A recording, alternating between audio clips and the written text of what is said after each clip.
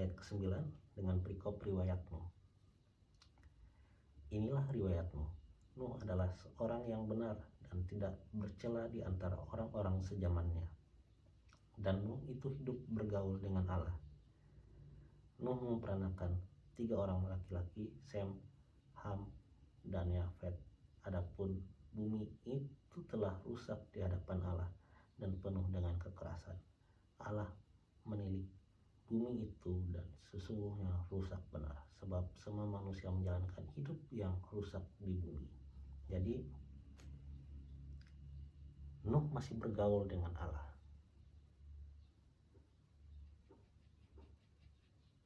Bergaul itu gimana sih? Berbicara, ngobrol dengan Allah. Ya. Lalu ayat yang ke-13, berfirmanlah Allah kepada Nuh. Nah ini, jadi setiap kata yang keluar dari mulut Allah itu adalah firman.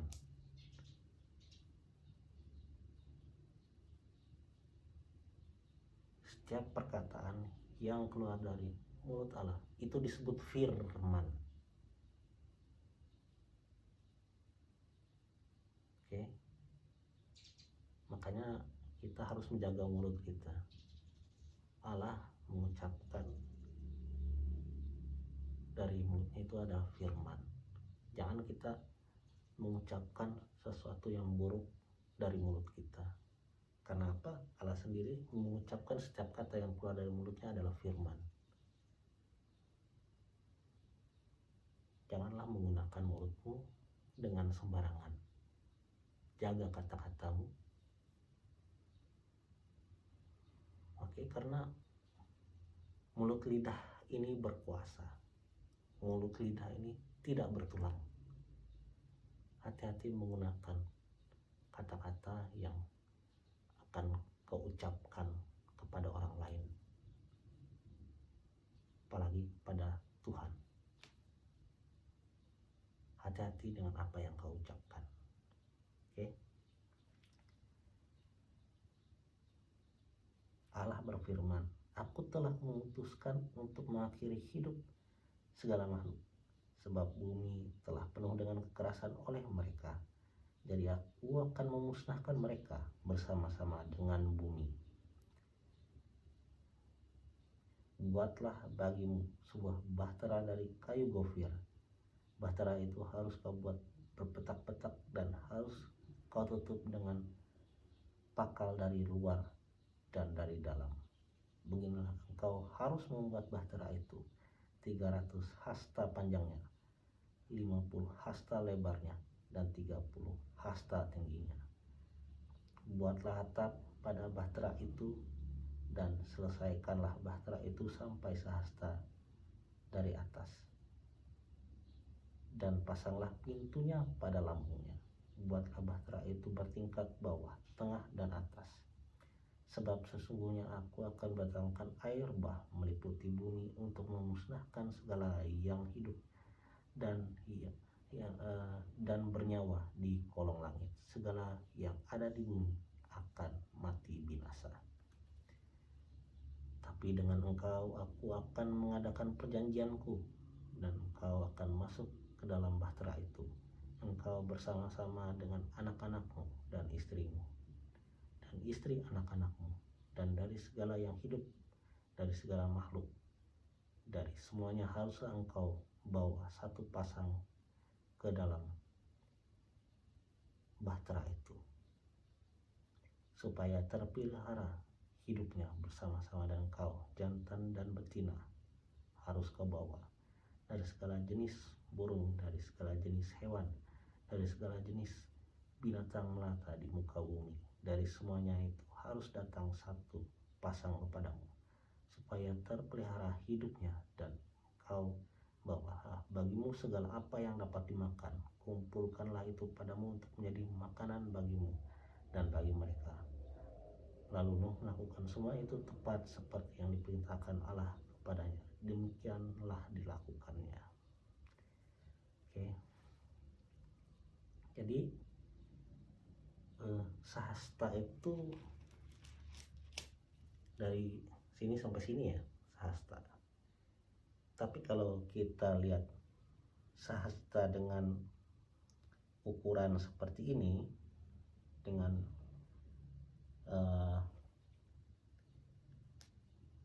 hanya tingginya 30 hasta dan lebarnya hanya 50 hasta, itu sepertinya terlalu kecil.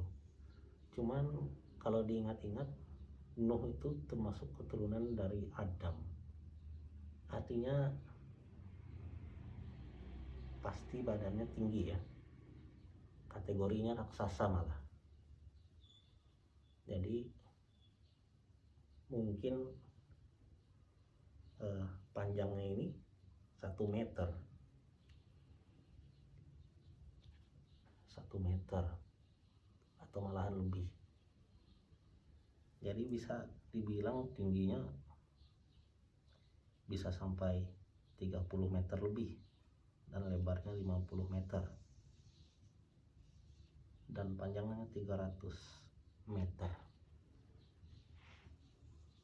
Itu termasuk kecil atau besar ya bahtera yang seperti itu?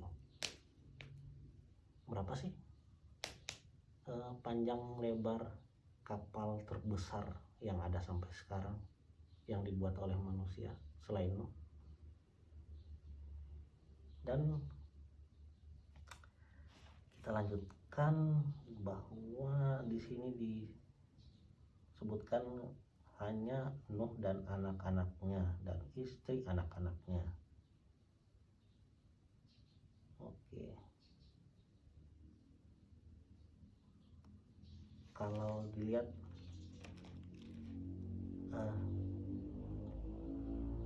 apakah Nuh ini memiliki anak dan istri anak-anaknya itu memiliki banyak? Apakah anaknya Nuh ini punya banyak istri?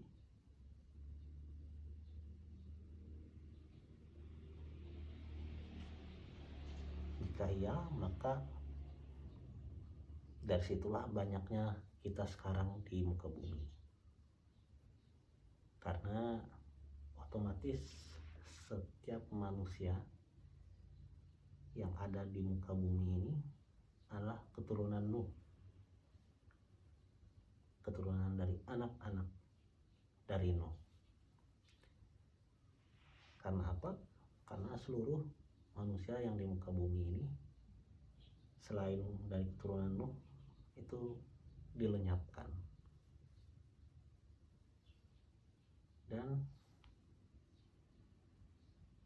jika ada yang bertanya, itu berarti pernikahan sedarah dong?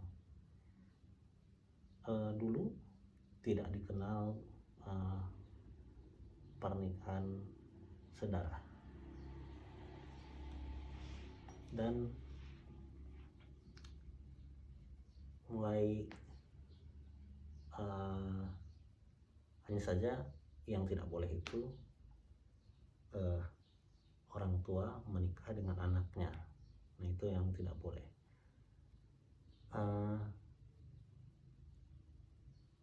Perbedaan genetik manusia yang dulu dan sekarang itu berbeda jauh, terutama yang raksasa dengan yang manusia yang sudah terlalu banyak campuran seperti kita ini. Itu sangat berbeda. Jadi ada masa di mana perkawinan sedarah itu sudah tidak boleh. Oke, jadi misalnya sepupu, saya punya sepupu sekali, itu sekarang sudah tidak boleh. Tapi kalau di Batak masih boleh lah. Tapi kalau di kita, di orang Kalimantan itu tidak boleh. Tidak boleh menikah dengan sepupu sekali. Baik itu dari perempuan maupun dari keturunan yang laki-laki, itu tidak boleh. Terutama yang dari laki-lakinya. Kalau dari keturunan laki-laki itu kan gennya kuat ya, turunan genetik dari laki-laki itu kuat. Jadi makanya kalau keturunan dari perempuan-perempuan genetiknya sepupu 2 kali boleh menikah. Yang laki-laki juga sebenarnya boleh kalau sepupu 2 kali. Oke, kita lanjut.